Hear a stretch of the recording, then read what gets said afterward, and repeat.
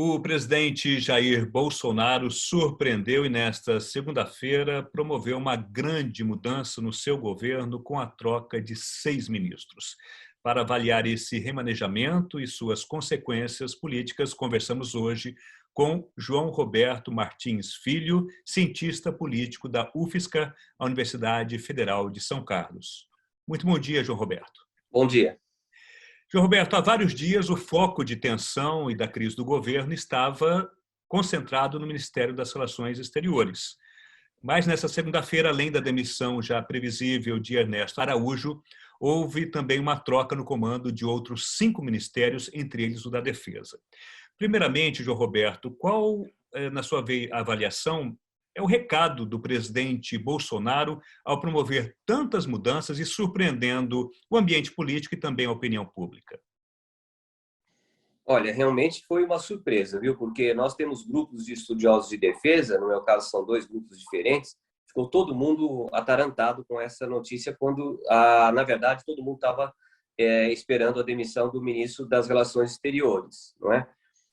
Mas no caso, eu vi, sei lá, 15, 16 matérias que saíram entre ontem e hoje na imprensa, comentando essa demissão do ministro da Defesa, e existe 4 ou 5 explicações para a insatisfação do Bolsonaro com o ministro da Defesa. Porque a verdade é que a grande notícia foi a demissão do ministro da Defesa. Tá? Essa foi a grande notícia. Agora, o que eu acho que a imprensa está perdendo aqui agora, né, de ontem para hoje, é que essa crise assumiu o caráter que ela assumiu e a repercussão que assumiu por um motivo simples. O Brasil já teve 12 ministros da Defesa. Esse é o 12º que sai para entrar um outro. Nenhuma das 11 vezes anteriores, porque isso foi criado em 1999, o Ministério da Defesa, nenhuma das 11 demissões anteriores, substituições anteriores, provocou nenhum problema. Por quê? Porque é absolutamente normal, na França, no Brasil, demissão de ministros. O problema é que, desde o governo Temer, o ministro da Defesa é um militar. Os outros 10 não eram, não é? Os outros agora são 2 mais 1, 3. Quando você cria o Ministério da Defesa, evidentemente que você quer que o Ministério da Defesa seja chefiado por um civil. Como ele é chefiado por um militar, a demissão do ministro, que deveria ser rotineira, vira uma grande crise porque exige explicações as mais diferentes por que isso aconteceu. Mas na raiz do problema está o fato de que existe um general, inclusive comandando almirantes e brigadeiros, que pode gerar uma certa indisposição. Então, isso não está sendo destacado, mas acho que é importante. Agora, no caso, João Roberto, é isso que ficou, então, mais evidente, né? Que essa troca ela foi também feita para, talvez, desviar um pouco da atenção de outros problemas que o governo estava enfrentando e outras crises, ao se concentrar nessa questão da relação do Bolsonaro com as Forças Armadas, com a troca do ministro da Defesa. Vamos lembrar que saiu, né, o general Fernando Azevedo e Silva para a entrada do Walter Braga Neto. Eu acho que não, acho que ele não arriscaria mexer com esse formigueiro, porque até agora existe uma espécie de um acordo de cavalheiros.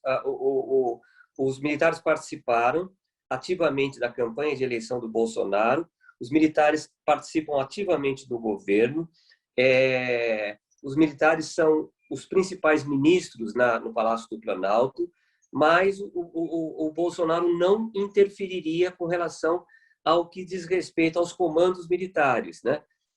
Lá a questão fica com o comandante, que é o Pujol, no caso do Exército, e com o alto comando, que são mais 16 generais. De um modo geral, não houve nunca, desde 1980, desde a criação do Ministério da Defesa, nunca houve interferência. Nesse caso, há uma interferência, não é? Ele está demitindo um general, criando uma crise militar, que eu acho que só para desviar a atenção das questões que sempre estão assombrando ele, não valeria a pena comprar uma briga tão grande. Foi um remanejamento, vamos dizer que o Bolsonaro aumentou muito a aposta agora. Né? Num jogo de pôquer, ele passou de 10 para 100. Foi um remanejamento muito bem articulado, né? 6 mudanças ao mesmo tempo. Agora, o principal objetivo realmente era mexer aí.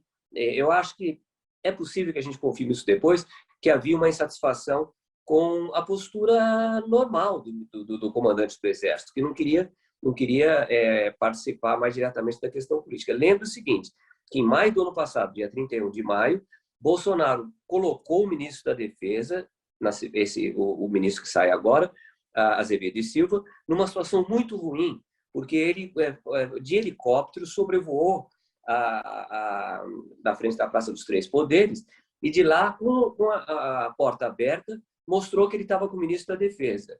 Tá?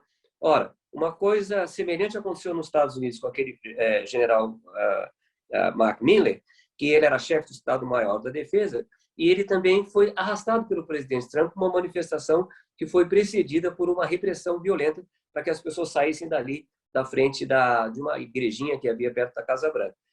11 dias depois, esse general grava um vídeo pedindo desculpas pelo que ele fez. No caso do Brasil, demorou 10 meses, né? 10 meses para reconhecer que Por quê? Porque há culturas políticas diferentes. No caso dos Estados Unidos, isso é inadmissível. No caso do Brasil, por mais surpreendente que pareça, se ele tivesse feito isso em maio de 2020, ele não teria apoio de ninguém nas Forças Armadas, porque ele seria acusado de estar criando problema para o governo Bolsonaro. Mas em 10 meses foi tamanho o desgaste que aconteceu do governo que agora todo mundo está comemorando como um grande feito, esquecendo que o governo continua a ser um governo bastante militarizado. No caso ainda, João Roberto, o general Fernando Azevedo e Silva escreveu, né, na sua carta de demissão, lembrando que ele ficou mais 2 anos no cargo, e escreveu, entre aspas, nesse período preservei as Forças Armadas como instituições de Estado. E isso está sendo bastante observado e salientado por diferentes analistas políticos, né? Qual que foi o recado do general e como que deve ficar a relação agora do presidente Bolsonaro com as Forças Armadas, no sentido de que ele também já manifestou o interesse de que as Forças Armadas o demonstrem apoio ao seu governo de maneira mais explícita?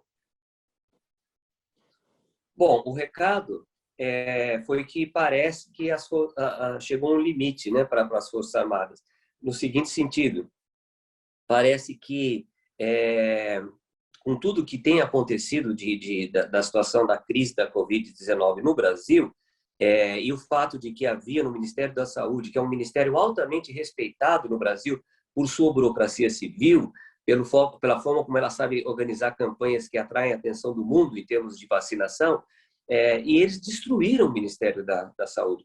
E era um general da ativa, né? Então, parece que a coisa foi longe demais. O problema agora é saber, no futuro, que tipo de reação vai ter na média oficialidade e assim por diante. Aparentemente, não estariam dispostos a deixar o governo nenhum dos oficiais que estão ganhando gratificação para cargos no governo. E, evidentemente, que nenhum dos 3 generais que ocupam, vamos dizer, a assessoria direta do presidente, que é o general Ramos, o general Heleno e o general Braga Neto, que agora foi para o Ministério da Defesa. A situação está muito incerta, mas Bolsonaro passou um limite, que é o limite de interferir diretamente na política militar. Quer dizer, os militares estão muito comprometidos com o governo, mas havia um certo acordo de cavalheiros. E quais podem ser as consequências dessa crise que ele instala com as Forças Armadas, João Roberto? É difícil fazer essa previsão, mas eu diria o seguinte: isso deve consolidar, vamos dizer assim, o desembarque institucional do governo, no sentido de que já se começa a preparar uma alternativa para 2022, que seria uma alternativa de oposição ao Bolsonaro, com um militar, um general, pelo menos na candidata a vice-presidente. Talvez o ex-juiz Moro como candidato a presidente. Então, seria o juiz Moro com o general Santos Cruz. É uma possibilidade. Isso quer dizer o quê? Que as Forças Armadas se afastariam do governo Bolsonaro, também já está bastante avançado o governo, mas embarcariam numa outra tentativa de permanecer no centro do poder. É lógico que a situação não é tão fácil, porque tem 2 candidatos que têm muito voto, de um lado um candidato de extrema-direita, como a gente diz aqui, e de outro lado um candidato de centro-esquerda, não é de extrema-esquerda, que é o ex-presidente Lula. É muito difícil disputar voto com esses dois puxadores de voto, vamos dizer assim. Mas o Lula realmente as Forças Armadas não querem. Agora, no caso também, João Roberto, fala-se muito, então, na substituição do atual comandante do Exército, né? O Edson Pujol. Pode abrir aí, pode estender um pouco mais essa crise, agravar eventualmente uma crise entre o governo Bolsonaro, o presidente, e as instituições militares? Eu acho que realmente pode ser até que o Bolsonaro tenha ganho essa jogada, mas a longo prazo eu acho que isso vai tender a enfraquecê-lo, né? Esse tipo de política de interferência. Agora, no caso dos comandantes, agora fica todo mundo impressionante, não se fala em outra coisa no Brasil hoje. Inclusive, a própria pandemia está aí no segundo plano. Mas é normal, quando sai um ministro da Defesa, que os comandantes coloquem seu cargo à disposição. É que está tudo tão politizado, né? Fica essa especulação sobre se eles vão fazer ou não. Deveriam fazer, né? Isso é normal se o fizessem. O que vai definir como que vai ser essa relação, pelo menos até o final do mandato do presidente Bolsonaro, com essas Forças Armadas dentro desse contexto de crise? O que vai definir é saber se vai haver adesão, se não vai haver tensões, porque o presidente Bolsonaro ele é especialista em criar o caos. E ele está começando a conseguir criar esse caos também nas Forças Armadas. Se as Forças Armadas reagirem de forma uníssona, que isso é uma possibilidade, talvez a mais forte, não vai haver problema. Então, vai aquele plano B que eu te falei, de tentar o ano que vem uma outra chapa de centro, né, que teria grande apoio em certos setores do andar de cima da sociedade brasileira, vamos dizer assim. A outra possibilidade, que é a pior, é o Bolsonaro começar a fazer apelos para os capitães, majores, que têm mais lealdade a ele. O problema aí também é que quando foi feita a chamada reforma da Previdência, que no caso militar foi uma reestruturação de carreira, ela beneficiou fundamentalmente oficiais de major para cima. Então, nós não sabemos se esses capitães e majores foram prejudicados pela reestruturação de carreira, se vão se arriscar, né, na sua carreira por causa do Bolsonaro. Eu acredito que não vão, né? Aí, o Bolsonaro ainda tem uma carta na manga perigosíssima, né? Que é incentivar revoltas das polícias militares estaduais, que aí o problema ficava na mão dos governadores.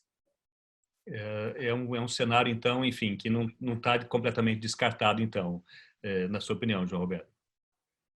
Não está. Eu acho que, como eu disse, o presidente é um especialista em alimentar o caos, né? Só que essa estratégia de alimentar o caos, ela tem limites, né? Uhum. Agora, nessa estratégia de alimentar o caos, inclusive nas Forças Armadas, como você comenta, isso cria um risco de instabilidade democrática no Brasil? Sem dúvida nenhuma. O governo Bolsonaro ele é caracterizado pela instabilidade, né? Um pouquinho antes dele tomar posse, o general Vilas Boas fez uma gentileza para ele e lhe entregou o diploma da Escola de Aperfeiçoamento de Oficiais, que era quando ele era capitão, que ele nunca recebeu esse diploma porque ele saiu do Exército. Conseguiram fazer lá e entregar o diploma para ele. Está no YouTube esse filme. Então, o general estava lá, numa cadeira de rodas, e o comandante da ESAO, né, que é a escola que forma os capitães, né, chama-se a Casa do Capitão, ele entrega o diploma para o general, que era o comandante do Exército, e pede para o general entregar. Eles estão todos felicíssimos com a eleição dele, a gente percebe isso. Ele se abaixa para falar no ouvido do general, mas é plenamente audível, e ele fala, olha, o meu governo vai ter muitos generais, e o senhor sabe que, por mim, o governo não teria mudado em 1985. Ou seja, ele volta a falar isso inúmeras vezes, seria muito tempo que eu tivesse na entrevista para citar outros casos. Mas ele o tempo todo está dizendo que para ele o regime deveria ser ditatorial. Não é ditatorial o regime brasileiro, mas o ideal do Bolsonaro é que seja, entendeu? Ele tem a ditadura como ideal e ele fica forçando essa barra para ver se a sociedade não tem resiliência para aguentar essa pressão. Até agora tem tido, né? Principalmente o Supremo Tribunal Federal tem tido, e o Congresso também, de uma certa maneira. Mas, se ele puder criar instabilidade, ele só fez isso até hoje, na vida dele de deputado e agora como presidente da República. Ok. Muito obrigado, então, João Roberto Martins Filho, cientista político da UFSCar, a Universidade Federal de São Paulo, pela entrevista à Rádio França Internacional.